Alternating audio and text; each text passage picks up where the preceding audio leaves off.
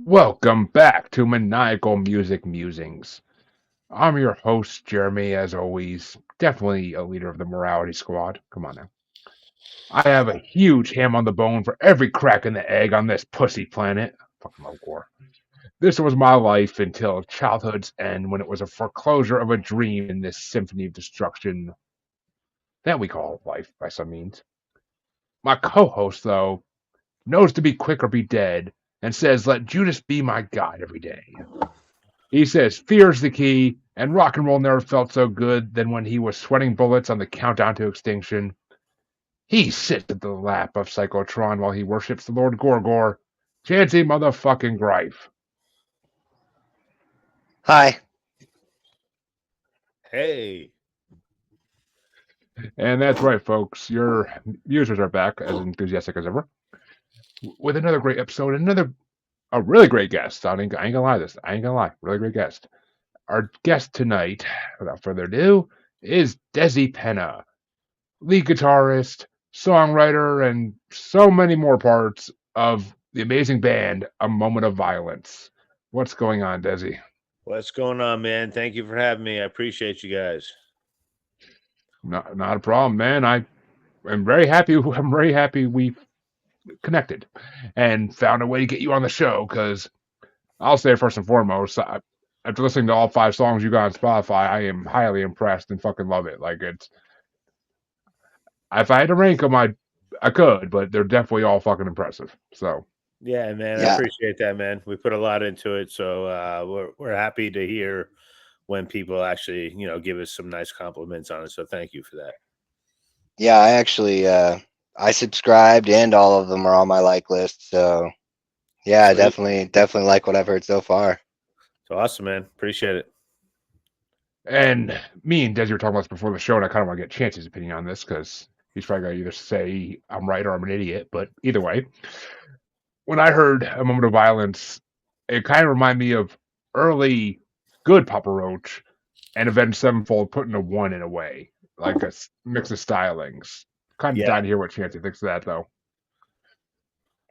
Repeat that for me, would you?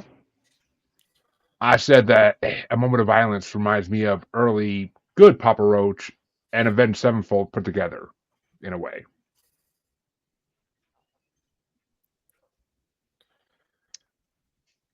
I would have probably compared it to different bands, but I can see where you would have been coming from in doing that. Personally anyway. What bands did you feel? So for me there was actually like parts and parcels of different musicians and bands, honestly.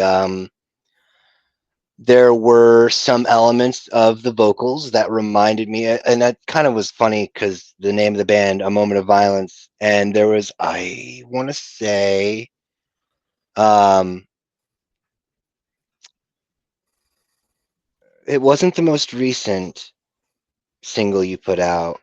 Um, I apologize for not remembering the name, but there was elements of the vocals that reminded me of Jamie Costa from Hatebreed, which Okay, made me then think of the song "Conceived Through an Act of Violence," cool. which translated over into the name of the band.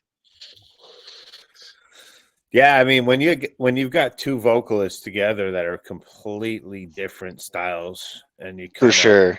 you kind of mix them in there, you can get like mixed reviews all across the board. Like he said Papa Roach, you said Hatebreed. Those are two significantly different bands. You know what I mean? So It actually there was, but that was actually just for more of the like the dissonant notes. yeah. Hmm.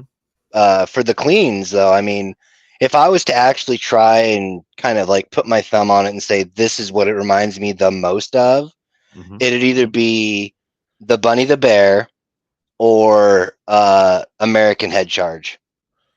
Yeah. I With mean, with I feel Russ, our clean vocalist, sounds either like whether kind of similar. You know, Papa Roach, like you said before. But Oh yeah. I also feel that he's like a spitting image of either Rob Halford or David Draymond. He sounds a lot like Oh both. You know, yeah, that's cool. you'll kind of feel his little. He's got a modern voice, but he also has that. His tail end has like a natural vibrato that's almost like Yeah, that eerie Rob Halford type of thing too. It's kind of it's wacky, but it's cool as shit. You know what I mean? So for sure. yeah. Jesus Christ. You know, Chancy, Rob Halpert kind of looks like Michael Colby with a beard. I mean, maybe per se. I always, not no offense to Michael Colby or anything. He always kind of reminded me like he was second cousin twice removed from Michael Pastane. That name doesn't ring. That name's ringing a bell, but I can't really figure out where the bell's ringing. I think his first name is Mike. I might be wrong, but he's a comic. Oh, He's got like a flatter tone to his voice, and he's always like he's a very well known heavy metal fan. oh, I'm trying to think of some of the stuff that he would have been in. I know he was in the Devil's Rejects because he was a part of the group that they take over in the hotel. He was a part of that traveling group. You know who I'm talking about. I'm sure I do. I really. I want do. to say you're not talking about Jim Brewer by any chance? No.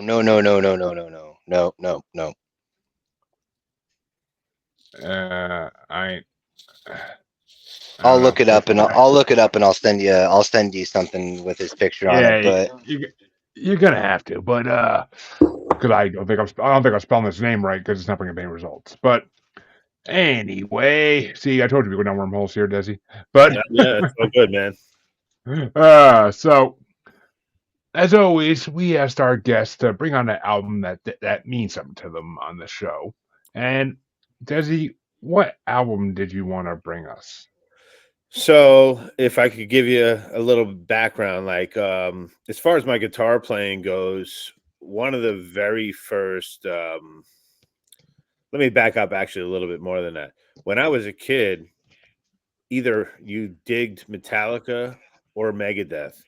There was a hell of a lot more Metallica fans than there were Megadeth fans. But I will say that I kind of, being a new aspiring guitar player, I got into the Megadeth realm because, I mean, literally those guys can just jam and write some cool ass songs and play some mean solos. So for me, it was Megadeth. Countdown to Extinction was one of the all-time favorites and the first one that really got me into playing guitar the way I do. yeah, those spider chords were always super impressive. I wouldn't necessarily refer to myself as a guitar player like in your presence by any means because I don't have that translated 1-to-1 ratio ability. Right. But yeah, I mean, I know exactly what you're saying when you're talking about how it was either Megadeth or Metallica, and it never made any sense to me because if you said you liked Metallica, you might as well have said you liked Megadeth because the majority of like the stuff that blew them off the ground before they really went into like Justice for All and then the Black Album that was all Dave Mustaine too. that was all Dave. Yeah, just exactly. moderately changed so that way Kirk Hammett could play it. Right. Exactly. So no, I feel you, man, 100%. But it was just like certain friends of yours would be like, "Oh, I love Metallica," and the other guys were like, "No, fuck that. I like Megadeth." You know what I mean? So it is what it is. But I actually, and I still feel this way to this day. No disrespect to Metallica at all, but like the guitar playing, first of all, in Megadeth is second to none. It's incredible, especially during the, in my opinion, the Marty Friedman years. So it was just like almost no comparison. Yes, Metallica wrote and still does write some pretty impressive songs and stuff like that as well. But and Dave Mustaine might not have been the best singer in the world by any stretch of the imagination, but he always had a pretty cool message, and I think that their image and their vibe overall was super cool. But for me at that time, it was the guitar playing was just exponential. It was out of control. It was good. Yeah, I mean, I see. I didn't get into either of those bands at an early age. So, and by the time I was old enough to get into them, it wasn't a thing anymore to only like one or the other. You could like, they were basically almost classic rock by the time I was old enough to get into them. Sure, So, makes sense. like, Megadeth. I mean, Metallica definitely was considered classic rock at that point. It was playing on the radio station I listened to that played classic rock all the time. So, Megadeth didn't, but I mean, Metallica did. So, I got into Metallica way earlier than Megadeth. But I mean, this Megadeth, I like. I mean, this Megadeth is fucking classic. But Oh yeah, I do prefer. I mean, I prefer 2008 era Megadeth. Like that's the Megadeth I really got into and actually bought the albums for and like was rocking on it. Like United Abominations era. Like that's the shit that really gets me going with Megadeth. Sure. And like 13, I think I brought 13 in the show before. And I mean, yeah. And I mean, that's the era I got into it. I mean, this early era is definitely good. It's raw. I mean, I love the guitar work in the early era. I mean, but like you said, his voice can get irritating at times. Yeah. It's super. It's like I would say like a Heineken as far as beer lovers. Like it's either you love it or you don't like it at all. You know what I'm saying? So exactly, it's just, but he's always got a cool message and he's always got a uniqueness to his voice that can kind of sink you into the track and the message that he's trying to put across overall. Yeah, I mean, go ahead. Go ahead, Chancy.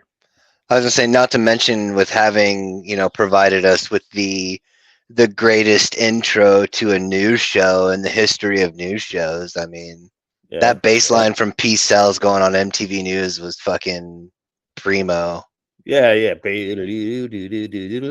Peace Cells, right? Right? Yeah. It's, for me, like Megadeth wasn't the greatest band, and they didn't write the greatest songs in the world. I mean, besides the guitar playing, so it kind of was the segue from the hair metal bands to current music. You know what I'm saying? Them, Megadeth, and a couple of other ones, maybe Anthrax and stuff like that. But they all kind of set the tone for like the new stuff, And and then after that, you had Nirvana and all that crazy stuff, and then you got your 2000s metal and stuff like that. So I feel they set the stage for it.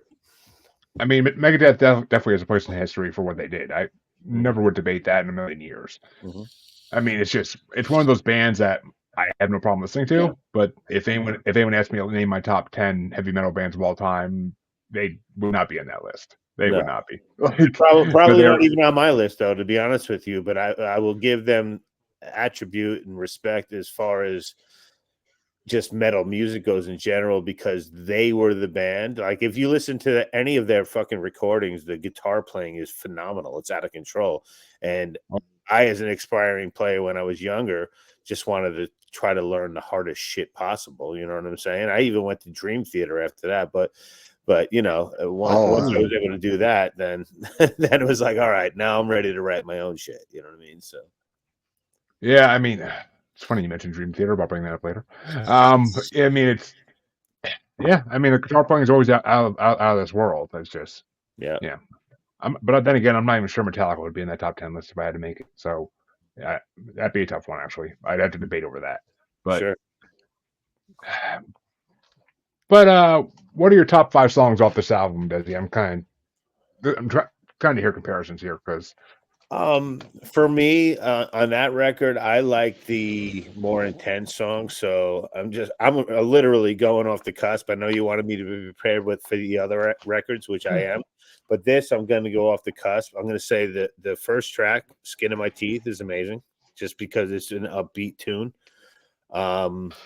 I also like a little bit later on in the record, "High Speed Dirt." That's a really sick one, and those two are very similar, but it feature, both of them feature a pretty nasty lead by Marty Friedman, which is incredible. Of course, you got to pay credit to the title track, "Countdown to Extinction." That's a good one too. And that's 3. The other one would be, I think the first single off of it, if I'm not mistaken, was Symphony of Destruction. That's a great one too. Yep. And for the 5th one, I would say, you said it earlier, Foreclosure of a Dream is a really badass song too as well. Yeah, okay. We somewhat similar on that at least. But Chancy, what were your top 5 for Megadeth?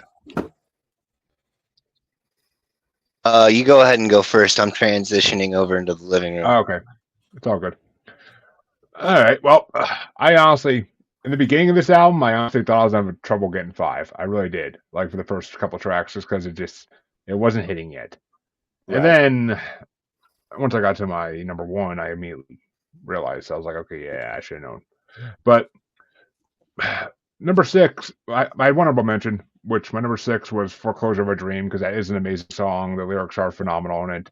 And the guitar is, of course, well, I mean, I'm not gonna say every song I can say that on, so I'm gonna stop saying because there's nothing about the guitar on this album. But yeah, my number 5 was Sweating Bullets because the tempo in that one really was freaking awesome, and that's a good one too. It's a banger. Mm-hmm. My number 4 was This Was My Life because that was a it's a fun song. My number 3 was Psychotron because that song was, I mean, it's funny because for my top 3. I actually kind of like the demo versions better than the original versions because I listened to the Spotify version of this album that had demos on it. Okay. So my number 3 was Psychotron. Like I like the demo version a little bit better. Yeah. But it's a fucking catchy ass song with the lyrics, so I fucking enjoyed the shit out of it. Yeah. Oh yeah. But my number 2 was Countdown to Extinction. I mean, that's one of the 2 songs on this album I actually knew ahead of time.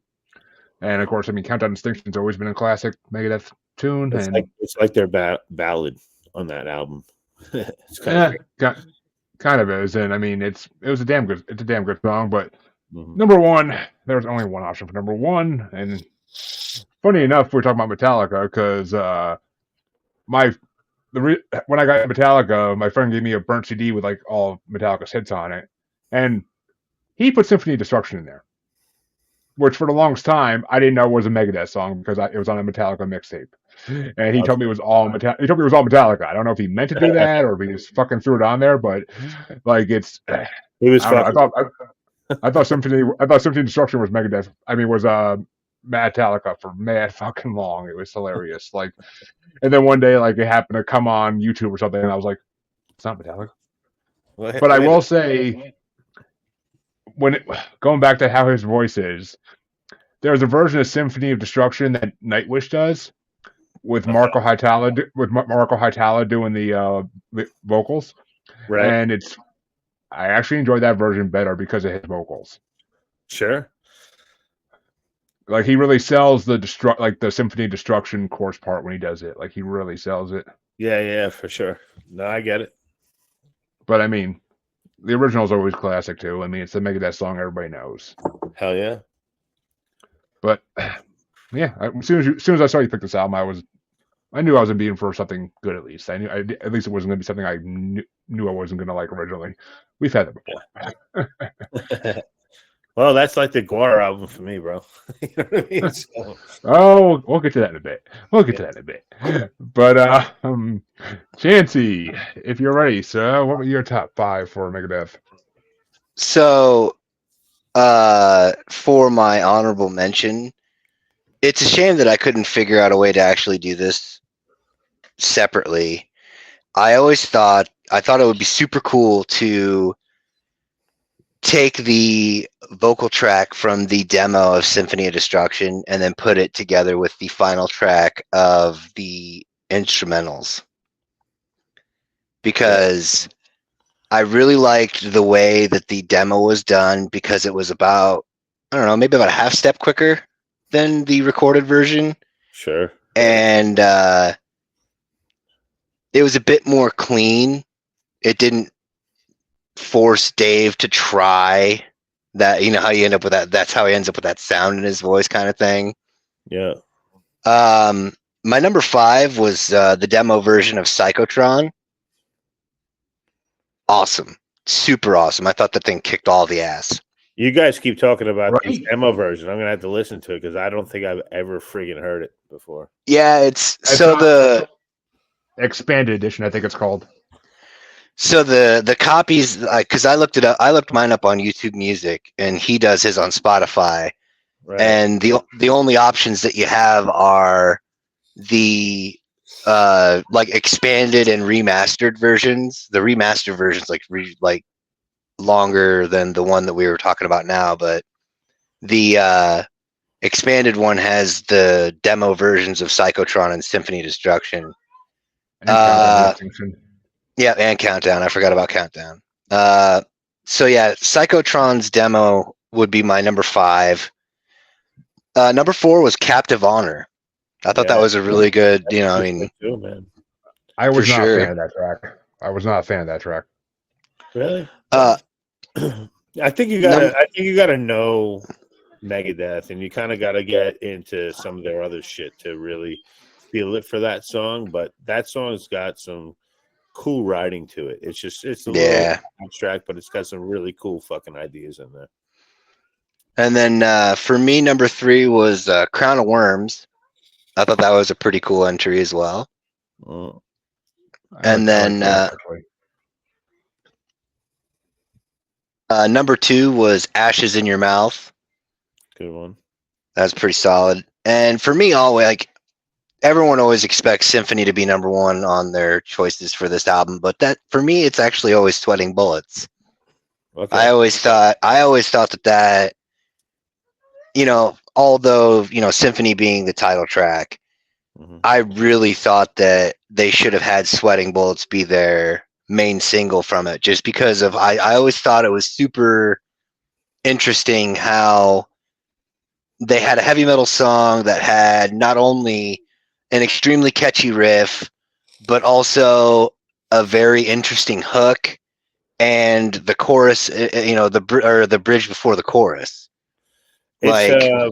It's got like almost a cinematic feel to it. So I understand what you're saying about that. For sure.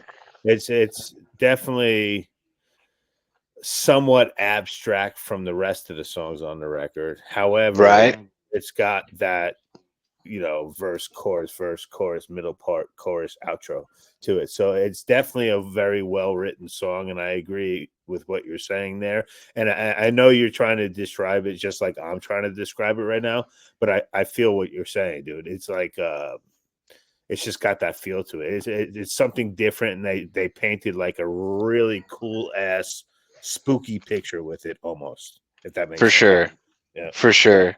Yeah. And then just the differences for like even just like the tone and tempo of the guitar licks, like just for the verse you got that there's just how quick and how clean that is. It's got that War Pigs feel to it.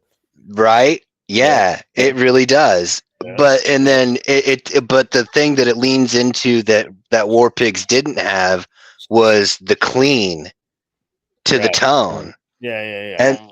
And then that's almost in and of itself, that's kind of like a perfect description of those spider chords, because it's literally just one chord into another power chord and then followed up by the step up from the first chord you played initially.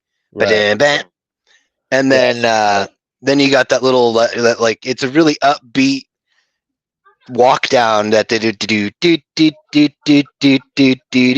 It's really which what you're describing, Chancy, is chromatics, meaning it's going down one note at a time. So they do that quite a bit in that song, and they do it a lot in general, but in that song definitely, for sure. Thank you for that, by the way. I'm not musically inclined or as far as reading in any capacity. Yeah, that's what it is. Chromatics, for sure. For sure. And just that internal dialogue too, like you can tell through the lyrics, it's just basically an internal dialogue. Yeah, it's got a great story. It's very much like I said before, is very much you get a good picture off of listening to it. I mean, for me, it's always been about writing cinematic stuff. So like the more cinematic you can make it feel, and people are going to just be like, holy shit, that's crazy. So that song It's got it for sure, 100%. So I agree with you on Yep. that. Yeah, I mean, Swing Bolts is definitely a damn good song. Mhm. But all right, well, I think I'm gonna save what's gonna be the funniest part for last. So I think we'll hit my album next.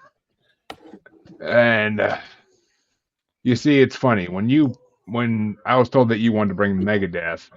I'm of course like, there's too many fucking choices of what I could bring. So I went and I looked at the year because that's what I do if I need an idea. I look at the year the album came out and like, all right, what else came out that year? And I saw a lot of good options, including Dream Theater, and I almost brought Dream Theater for a hot second. But I'm like, I don't know. I'd rather listen to your music. I'm like, I don't know. This guy's gonna be into symphonic stuff a little bit. But Love that shit, man. well, if I knew that ahead of time, I would have had a different option for this. But I mean, I saw a lot of shit in '92. I could have brought. I saw some rap albums I was gonna bring for fuck's sake. But There you go. I was like, eh. But then I saw this one cover sitting there, and I was like, I haven't brought that yet, and I've been wanting to for a while. So I'm like, fuck it. I'm like, and you know what? It's actually comparable to Megadeth in a lot of ways. So I'm like, Oh, definitely. fuck. I'm like, fuck it. If we're gonna go with an album that fucking is gonna line up with this shit, and it came out in the same year, so it's really comparable.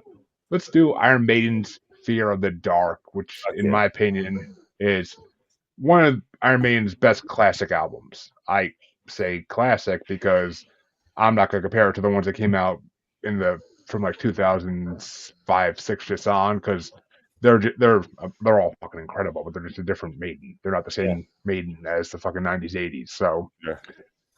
I fucking love this album. Its title track is one of my favorite songs I've ever done. So, but I fucking loved it. So, Desi, I'm dying to hear, what did you think of Iron Maiden? Well, I mean, it's very fitting because honestly, we literally just played a show on July 19th with Nico McBrain, the drummer of Iron Maiden. Well, the Iron Maiden actually had no Florida dates this year, so in the spare time, I guess, or when the real band is off overall, Nico McBrain has his group of musicians here in Florida that do all Iron Maiden stuff. It's called Titanium's Heart. And we actually just opened the show for them on July 19th. So it was killer. And those musicians are incredible. I mean, they're not the legendary guys from the original band, but they play the shit pretty much the same way.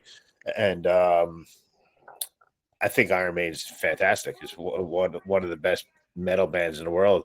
Like we talked about before, when Metallica was huge over here in the U.S., I mean, I feel like Maiden kind of holds that slot over in the UK and Europe. So I thought the record was outstanding overall. Fuck yeah, man. Yeah. I mean, I mean, obviously, super big on Maiden. When he first told me what one he was going to bring, I was like, oh, it's a shame it's not Number of the Beast because I didn't get it doesn't give me the opportunity to talk about my favorite little fun fact when it comes to that track specifically. Because I always, people are always like, oh, heavy metal, da da da da da.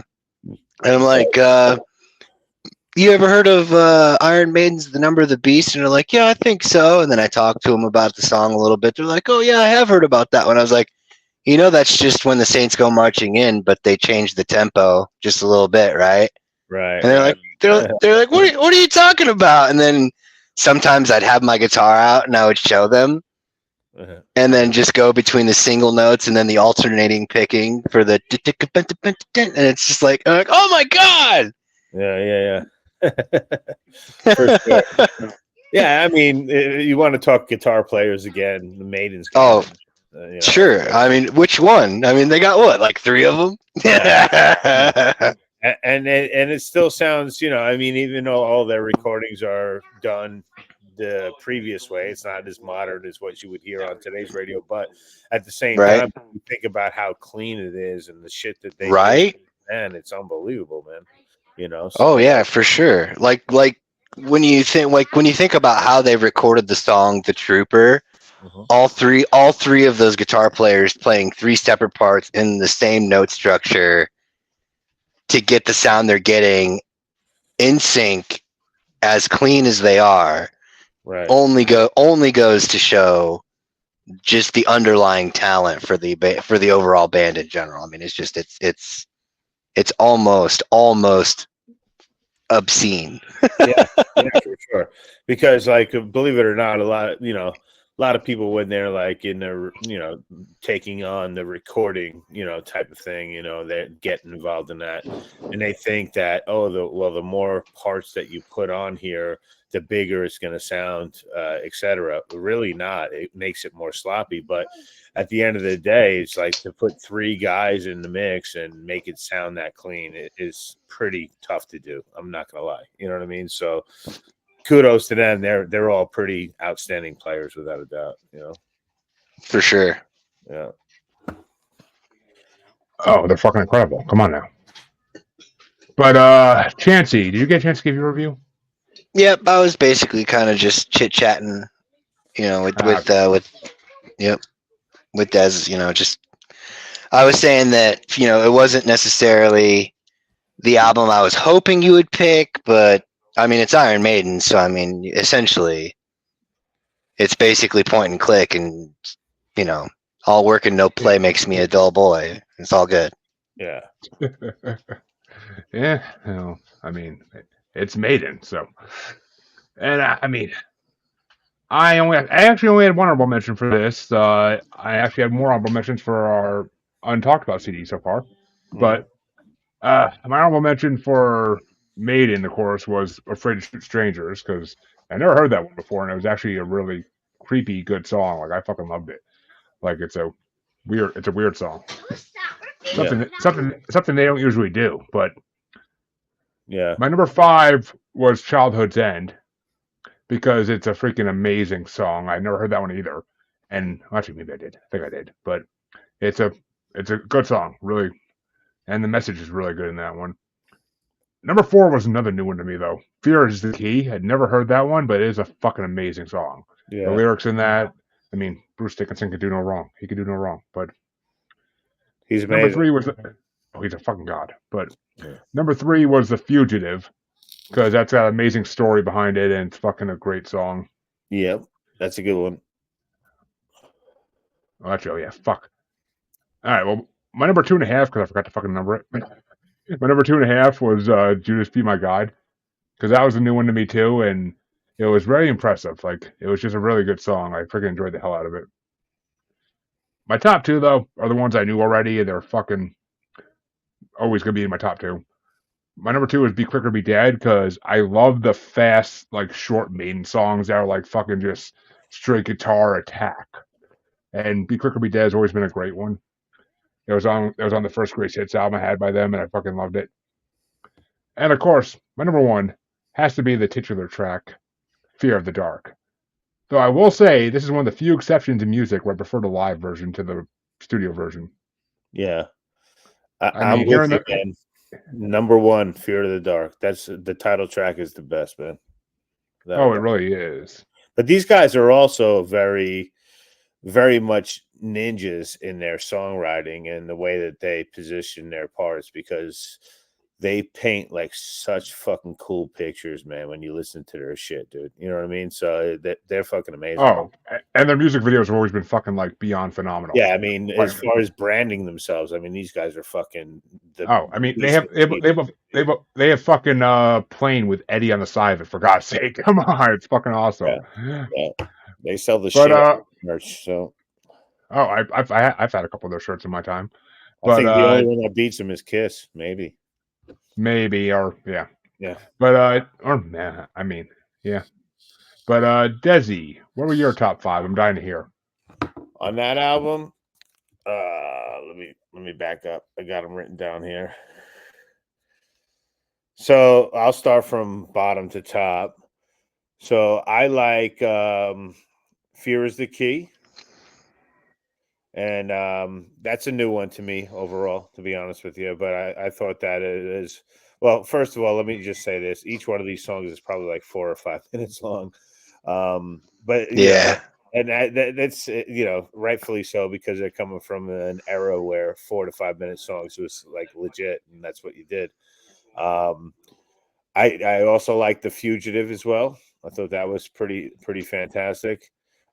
This album, I'll say I've heard before, but it's probably been about 20 years, so I'm just trying to refresh my memory a little bit on it. Where was the first one? Be Quick or Be Dead. That was the first track on there. I thought that was pretty phenomenal as well. And then I got two more. Let's see, Wasting Love. I think that might have been somewhat of a slower type of jam. I thought that was pretty cool as well. And then my number one is definitely Fear of the Dark. That's the most recognizable to me overall, and I just think that that's probably the most notable song on the whole track for sure. I mean, I love that they're fucking hating on MTV in that song. Yeah, for like sure. They're hating on TRL. Because like a serpent is crawling inside your ear. He tells you must vote for what you want to hear. Right. Like that's such a fucking rip on TRL. I fucking love it. Like I think business wise, they were just in a place where they didn't give a shit at that point. You know what I mean? So it was just like, all right, we already had our days of being a record label's slave and writing whatever they wanted us to write, and now we're gonna write whatever the hell we want to write now. So I think that's kind of where they were going with that shit overall. But yeah, Fear of the Dark it's an amazing song from start to finish. Yeah, I mean it's funny because there's actually stories out there of like them and ICP being in the same boat, because like fans would like write into MTV like, we want to hear this on like TRL, like this should be on your channel, not besides like at 3 a.m. And like MTV would always like write back like, oh well, people actually don't vote for what goes on TRL. It's kind of a matrix thing. Like it kind of like is based on what we think to get the most traction if we put it on. And it's like, then so you're lying to everybody. You're just fucking lying to everybody for years about what you do on your show. Pretty much. Like, wait, gotta fucking. Did you say TRL as in like Total Request Live? Yeah, yes, I believe so. That didn't come out until '98.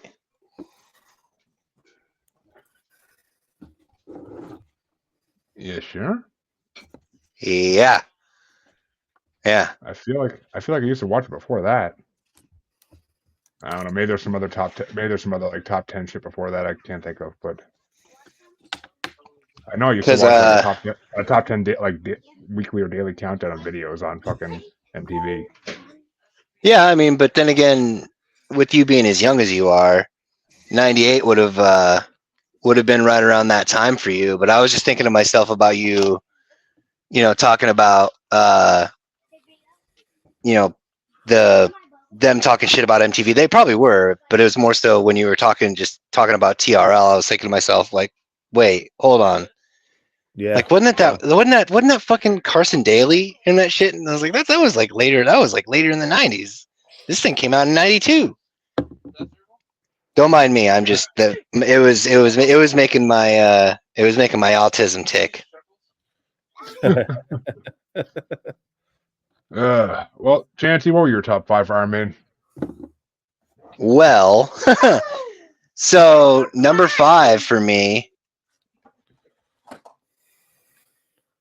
Number 5 for me was Fear of the Dark, actually. Really? And so the reason I put it there was because it wasn't the live version of it. Yeah. If it would have been live, it would have been my number 1 every day and twice on Sunday, because Bruce Dickinson's voice is just fucking next to only maybe Dio for that time frame, and Halford. Oh yeah. It's like you had Halford and then Dio, and then in between the two you had Bruce Dickinson, because Bruce could do Dio and Halford, but Dio could do all of it. Yeah. But like number 4 for me was Wasting Love. Okay. Number 3 was Judas Be My Guide. Number 2 was From Here to Eternity. That's and for sure. And I mean, number 1 for me was Be Quick or Be Dead, mostly just because of the, like you were describing, Jeremy, the onslaught of guitar just from jump. You're just comes right out the gate, and you're just like, this is how you're opening the entire fucking album. Get ready, hang on. It's like a punch in the face, man. I hear you. Right? Yeah, I mean that Flight of Icarus and Run to the Hills were like those are like just three Iron Maiden songs that just punch you in the face with guitar like right away. Oh yeah. And it's I mean the greatest hits album I have there's King Edward's I think it was called King Edward. Like they opened it with Run to the Hills and it was just like it got me into Iron Maiden immediately among hearing that song start playing because it's just like that fucking drum line and the guitar kicking in is just fucking phenomenal. Yeah, Run to the Hills, The Trooper. Yeah. Fuck yeah. Actually, I think that was a 2-disc fucking greatest hits. It was because it was fucking both. The first disc it was. better, Run to the Hills was the first Maiden song I ever heard in my life. Oh, same. Nice. I was a young kid, man, and I was like, "Oh, these guys are satanic, man! It's fucking crazy." Oh, it really wasn't, but it was just like fucking insane back then. I remember. I mean, I don't know how you get that off Run to the Hills, but I mean, because actually the first time as a kid, when I saw the Eddie bus, man, I was like, "Oh, yeah, the Eddie shit." You know what I'm saying? Okay. So. Yeah, seeing Eddie, I could see that, but I mean, actually, I think the first time I actually heard them was on VH1, one of VH1's like countdown shits they used to do all the time, and I think it was like I saw a video for like "Bring Your Daughter to the Slaughter," and I was like, "This is awesome." There you go. That's that's not a horror song. I don't know what it is. You know what I'm saying? At that time, that's funny. So the first Maiden song that I had ever heard was "Number of the Beast," but the first album cover that I had seen was I think it's Somewhere in Time. Yeah. Oh yeah. That album cover was just fucking sick. My aunt actually, my mom's youngest sister, is essentially who got me into heavy metal when I was a kid, because like I was like 5 years old, and up to that point, all that I had ever really listened to was like classical music on the Looney Tunes, all that old shit. And showed up to get babysat over at her place one day, and she was listening to Black Sabbath, and it was fucking over for me. And then basically from that point out, it was just like, "What do you got this week, Aunt D?" And she's like, "Well, I just got this album," and listening to like Number of the Beast and all these other, like back when they would do mixtapes and taping videos off of MTV and shit. Yeah. Actually, I still have the Number of the Beast poster. I still have it. It's sitting waiting to be hung up in my room eventually. I never hung up my posters in this fucking house. But I vividly remember my sister when we were kids. She used to, listen to Maiden, Ozzy, and all that stuff. And I was young, so I listened to like the Bon Jovi and all that other stuff, right? And she was like, "Oh, you're a real metalhead," and like used to break my shoes about listening to not so heavy music and stuff like that. And then nowadays she's like doesn't even listen to any of that stuff, and I play what I play, and she's just like, "Oh man, how do you play such heavy music?" So it's funny how the tables turned quite a bit over the years. You know what I mean? That's funny. I had a similar experience to that. Like, I basically I got really sick a long time ago, so I trained my dog and kind of taught myself how to play guitar a little bit, well enough to kind of play some of those old songs that my aunt had showed me. Right. But by the time I had got to the point where I could play them well enough to show them to her and not be embarrassed, she had like found religion and was like, "That's the devil's music," and refused to listen to it. So I'm like, "Aunt D, you showed me this stuff," and she's like, "Don't you dare play that stuff." So of course, naturally, I played the first riffs to the Number of the Beast, and she just shot me that look from across the room. It's like, "What? I'm just playing When the Saints Go Marching In." That's it. In a different inflection. That's all.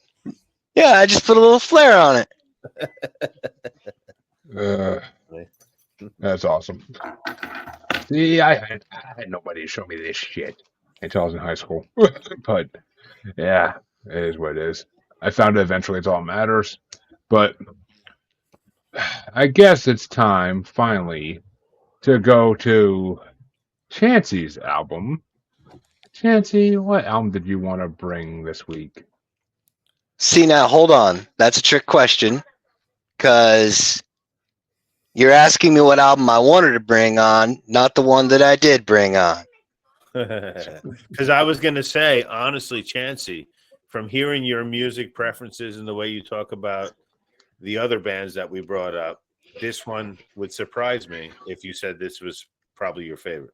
Honestly, I mean, honestly, when it comes to listing favorites, it's a very I have to go basically by genre. But I would go as far as to say for their genre, the artist in which for the album that I brought does fall up into the probably the top 3 for what it is. It's relevant. For what, yeah. Yep. For sure. Mm-hmm.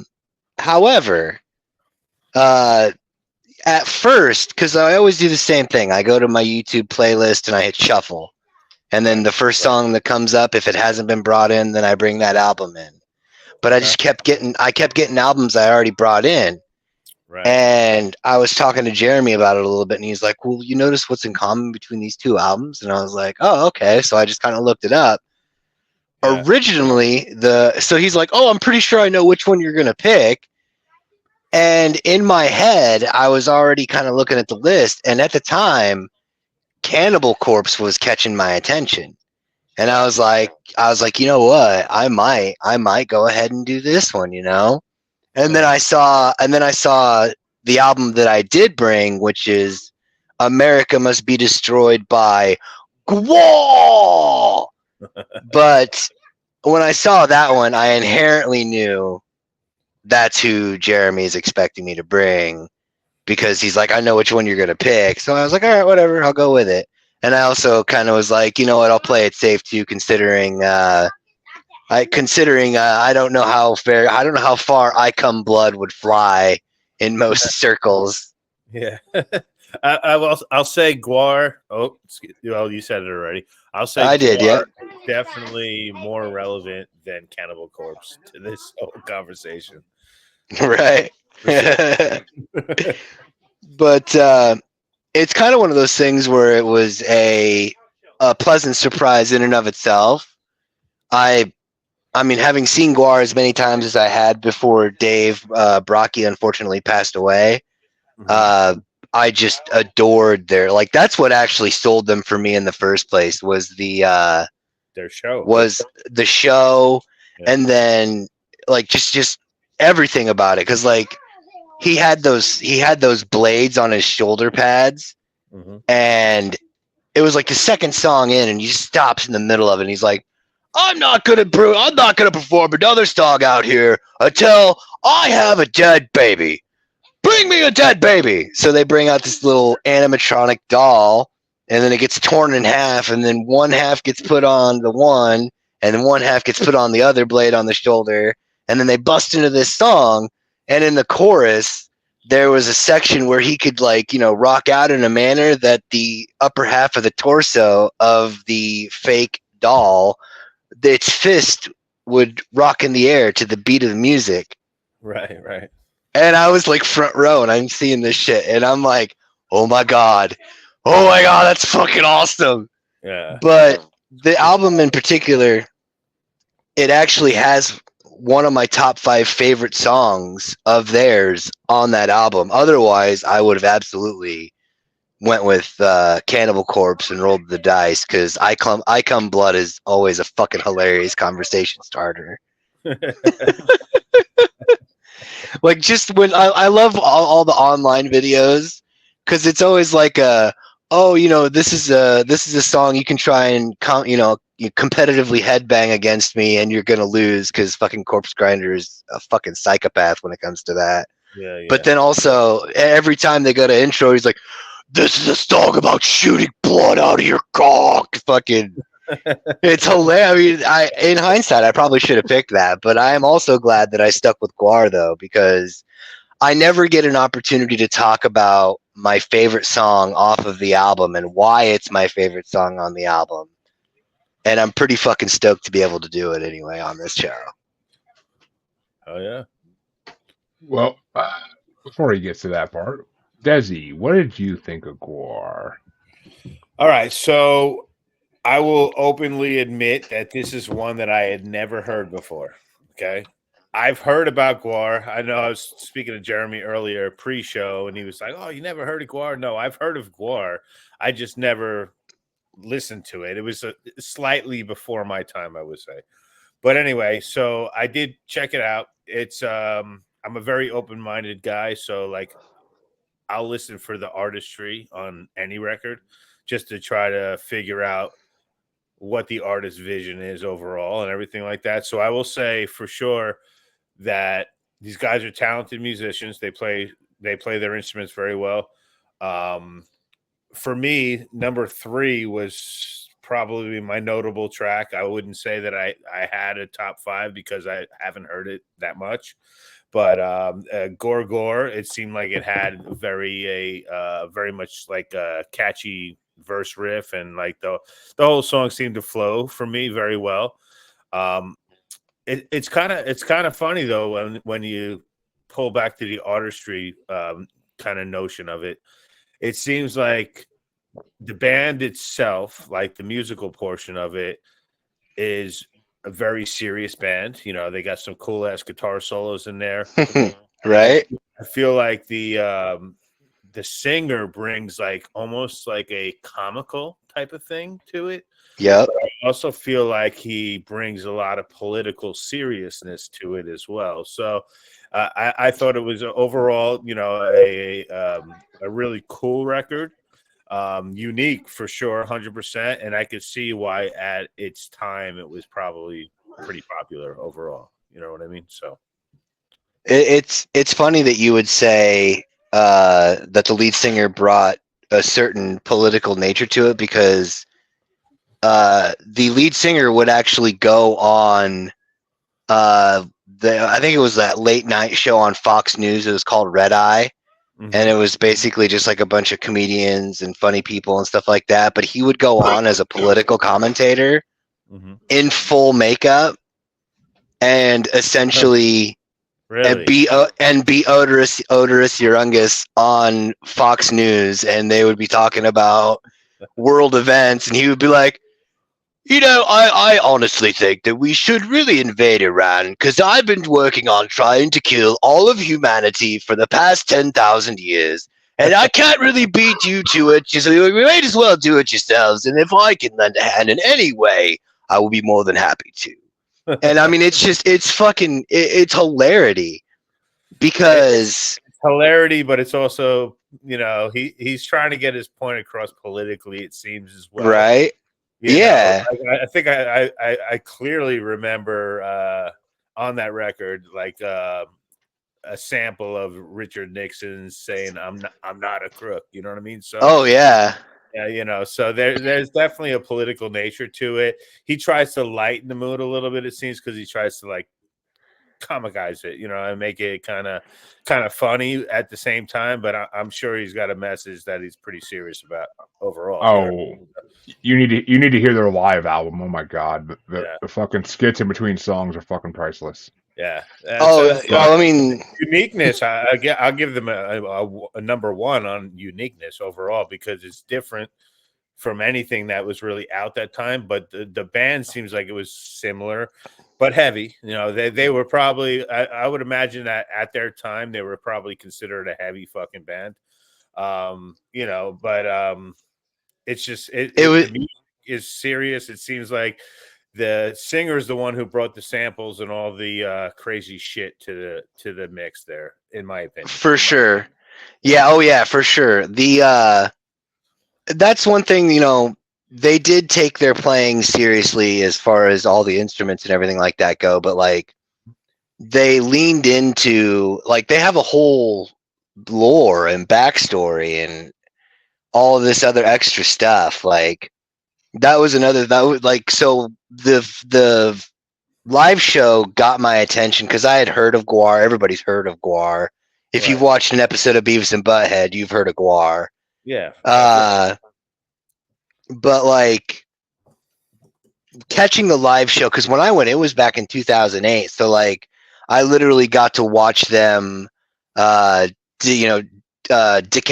John McCain rip Hillary Clinton's tits off and then rip Barack Obama's jaw off, because they had like that's kind of they basically are they have prosthetics. It's almost like Alice Cooper, but like super heavy metal sort of. But even then, it's not always super heavy metal because of the different genres that they would record over the course of all the time. Because like they had a bunch of members that would come and go and do all these other things, and they really didn't want to make it one side over the other. And also, the lore of it all is that they just essentially want humanity to die so they can get the planet to themselves.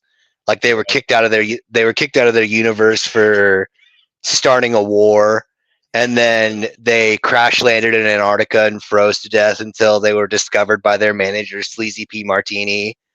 And basically they started their worldwide,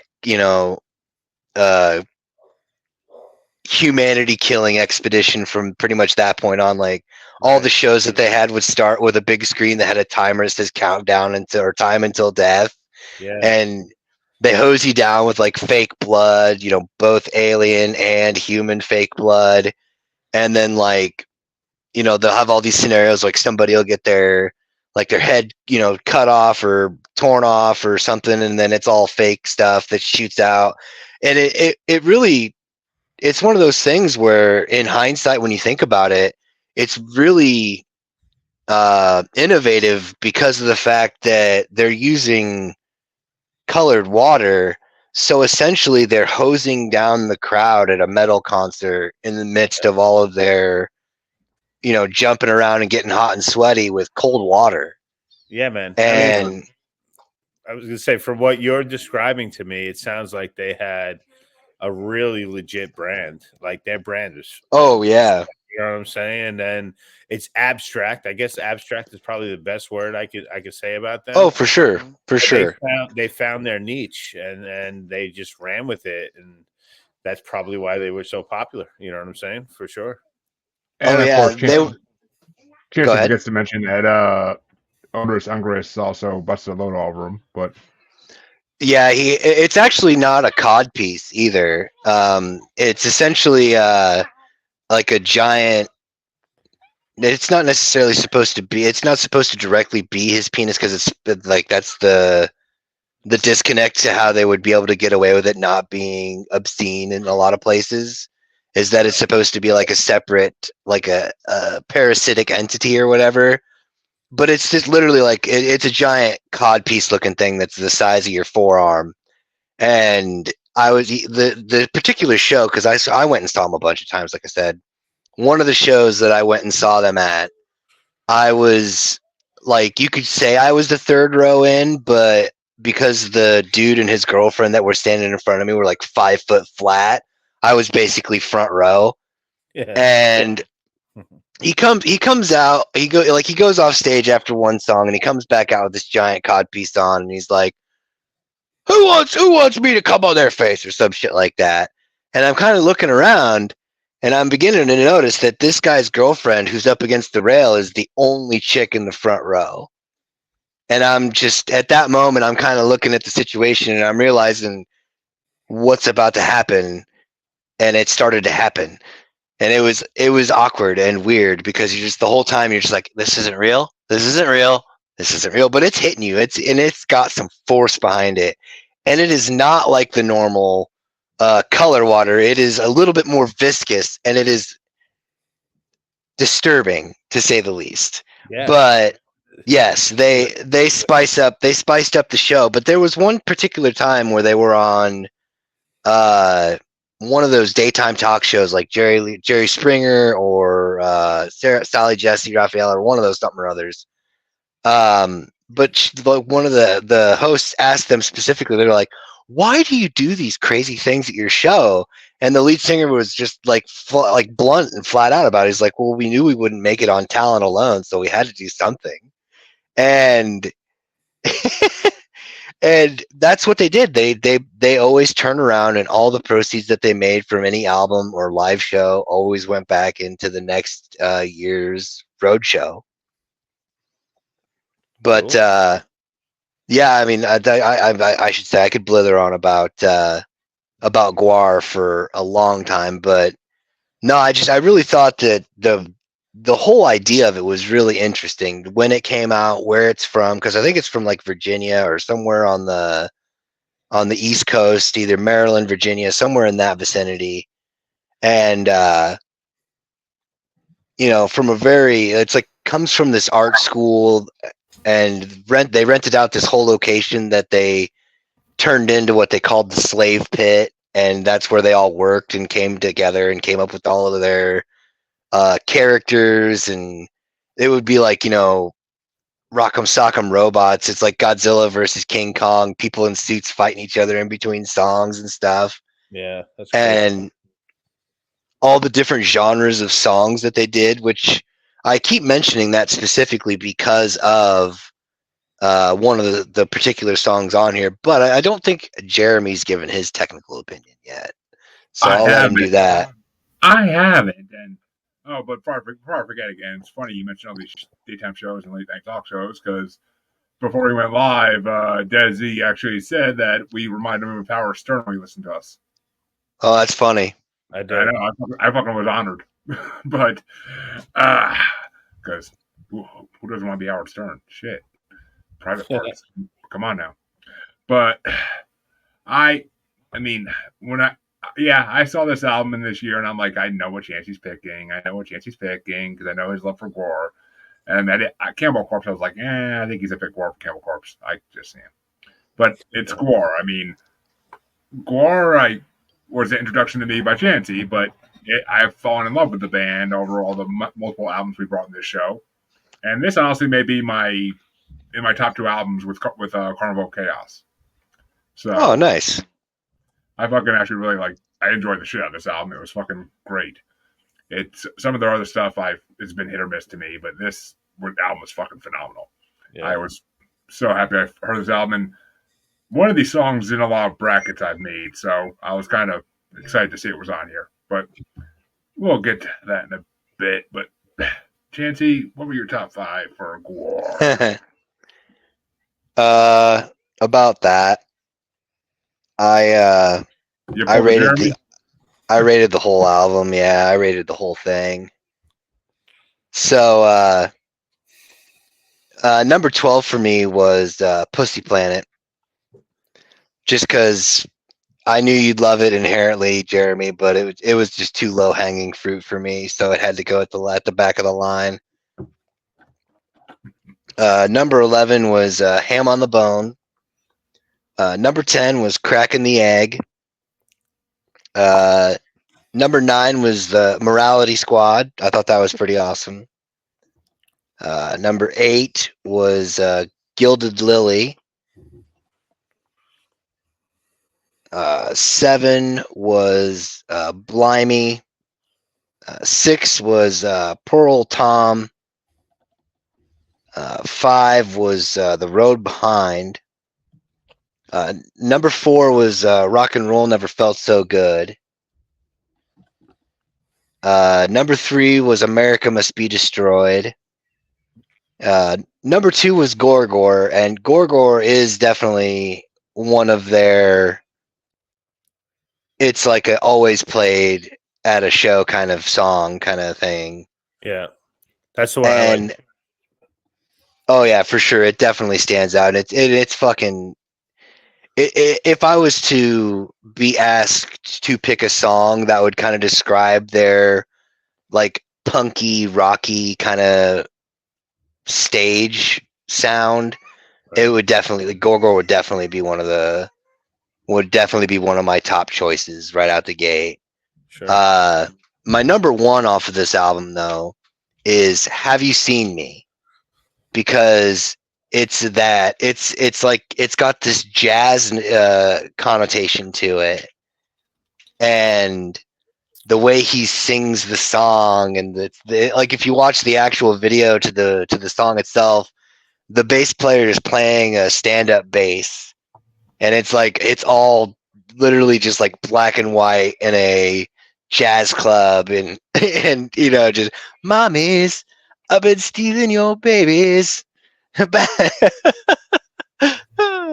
And then it busts into that, that heavy metal, and have you seen me? And then just the back and forth on it, just so fucking, just the transitions back and forth, and just mid song through two separate genres, and then the chaos there towards the end is just fucking. It's just one of those things. Like, it's one of the perfect combinations of what Guar always kind of reminded me of, which was like shocking lyrics that had comedic and nonsensical elements to it, with technical ability, but also artistic capability as well. Like the stuff that they play before they go into that heavier breakdown towards the end. I always thought that was really catchy. Would Even you? if you did, go ahead. I was gonna say, would you compare them to like a System of a Down in today's market? Similar, kind of like a little bit different, but like super cool at the same time. Yeah. Super cool. Yeah, super cool for sure. But I don't know if I would compare Guar to System of a Down. No. I definitely. Go ahead. I'd compare System of a Down to Nirvana more than I would compare them to Guar. Yeah, no, I would, but I mean, I'm just talking about the abstract characteristic to both of the bands. To me, that's kind of what. See now, yeah. Hypnotize and Mesmerize, I could definitely see that being a bit gonzo, kind of like how Guar would do their thing. Right. What was that? Honestly, for me, like the Holy Trinity for weird bands has always been Guar, Mr. Bungle, and Dog Fashion Disco. Sure. Because of the, like, Guar was the element of the triad that was like the show aspect of it. Right. And then the Mr. Bungle with Mike Patton was like the talent aspect of my Holy Trinity of weird bands. Because I mean, Mike Patton's fucking just a freak. Oh, yeah, dude, I love Faith No More. I mean, I think. Oh yeah. Yeah. Oh yeah. Last Cup of Sorrow is probably one of my top 20 favorite songs, easy. And then for just kind of interesting songs and ideas for albums, definitely Dog Fashion Disco. Sure. And they're a bit of an underground band from like Baltimore, East Coasty kind of thing. Came out in 2000, 2001, went on hiatus for a while, been putting out some new stuff. I will shill for fucking Dog Fashion Disco until they stop doing it or until I die. One of the two. But yeah, I mean Guar is fucking it's kind of like, I was saying Alice Cooper walked so that Guar could fucking run, it kind of thing. Yeah, I'll say listening to your insight on the band has kind of intrigued me to dig a little bit deeper into it and kind of get what their overall vision is and stuff like that. Because I'm like an artist at heart, right? So like, for sure, that sounds to me like it's some pretty cool art if you kind of dig deep into the story and the shit that they're actually talking about and stuff like that. So I'm interested now. I'm going to give it a deeper dive for sure. And to further Chancy's analogy, Guar ran so that Insane Clown Posse could fucking run with a hatchet. Yeah, pretty much. It sounds like it. If I was going to make any recommendation for as like, since especially to kind of go towards the artist inside, I would say probably I mean, the album cover or the album version of it, I should say, would be good. But if you want to get a really good version of it, I would look up the Live from Mount Fuji version of Bring Back the Bomb. Okay. Bring Back the Bomb is fucking.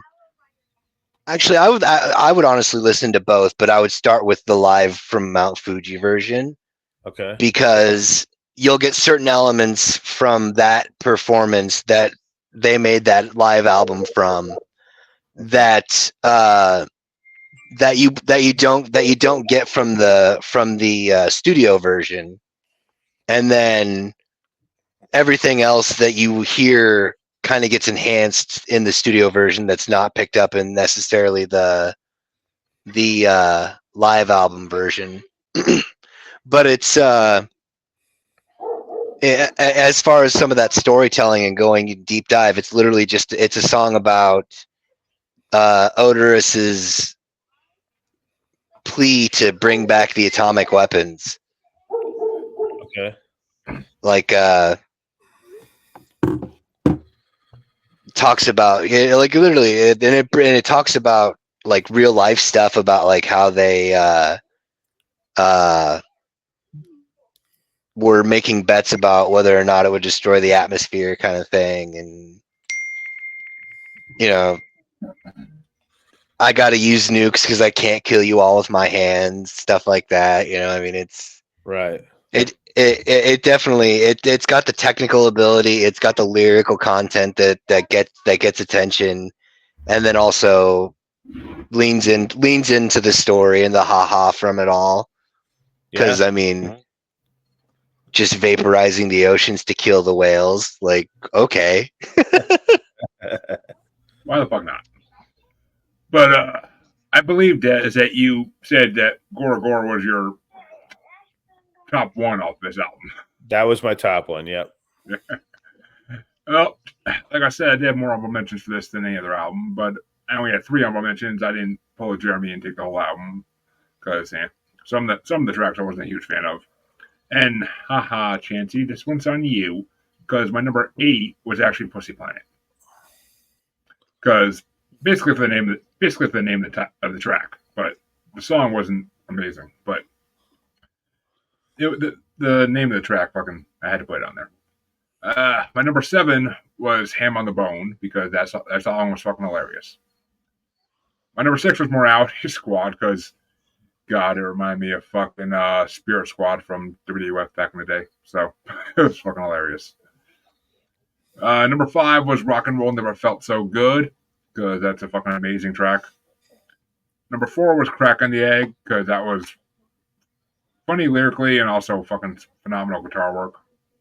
Number 3 was Poor Old Tom because I like the story in it. Number 2 was Have You Seen Me because that's the one that I'm pretty sure is on a couple of brackets I made for metal. And it's a fucking phenomenal song. And I got Dog Fashion Disco vibes from that song, even though Dog Fashion Disco came later, but still. And number 1 was Gorgor. Gorgor is a fucking incredible song, Godzilla-esque, fucking amazing. So I fucking love this album. Nice. It's Folks. different yet interesting, for sure. Oh yeah, I mean, trust me. Be happy I didn't go my horrorcore route or one of my gimmicky band routes because I got plenty of them. But I was trying to keep it more on the same level on this one, and none of my shit's on the same level as Maiden or Megadeth. So yeah. But folks, we brought you these albums thrice and talked about them at length. So we did our job. You can fuck off now. Des, where can people find your music? Where can people find you? Where can promote yourself, man? So I mean, we're obviously on pretty much every social media platform available. I would say our more dominant areas, Facebook. You just look us up. It's just AMOV. Instagram, you got AMOV_official. Same thing with TikTok. And then our YouTube is just a moment of violence. But yeah, I mean, I tell people just to stay in touch. You know, we are starting to make waves and starting to really, really make some noise out there.